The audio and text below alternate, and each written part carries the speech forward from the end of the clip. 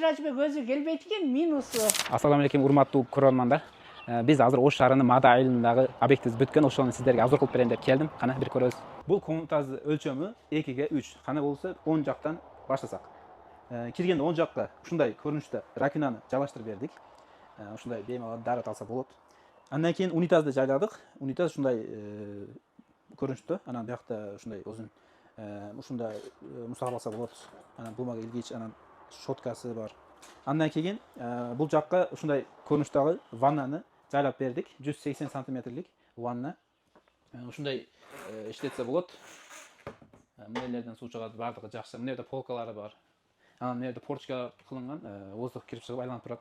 Андан кийин бул жакта эчтен киргенде турага ушундай раковина жайланды, 60 сантиметрлик. Анан ушундай күзгүлөрү бар, ушундай жана турган. Кир машинаны жайладык. Кир машинанын үстүнө аристонду жайладык. Ушундай көрүнүштө болсо жакшы болот. Андан кийин эчтен киргенде сол жагыбызга ушундай радиаторду жайладык. Андан сырткары топлив балдарыбыз бар, электрический вариантта кылынган, жасалган. Бул жерибизде ушундай вешилка, сушилка кылып илип, неме кылып бердик, катырып бердик.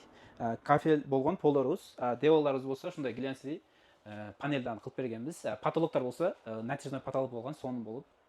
Вентиляторларыбыз бар. Анан кафелди шовторун угулдордо биз эпоксийный затирка ушул фирманыкын иштетебиз. Аябай сонун магазиндерден MX Grand затиркасы десеңиздер берет. Эми достор, ушул объектти кылган жерибизде үй ээсини кичине пикирин алсак. Кандайсыңар, жаксыңарбы эл журт? Биз мына душ кабина жасайбыз деп Сиражбекке кайрылдык эле. TikToктон таап кайрылганбыз. Молодец. Өзү келип, бар жокту удобствону, кайсыл жерге турат ошолордун баарын айтып, командасын жөнөттү. Командасында Ислам Бекзат деген балдар бар экен. Ошолор келип, чыныгы душадан, чын жүрөктөн душту бүтүрүп берди.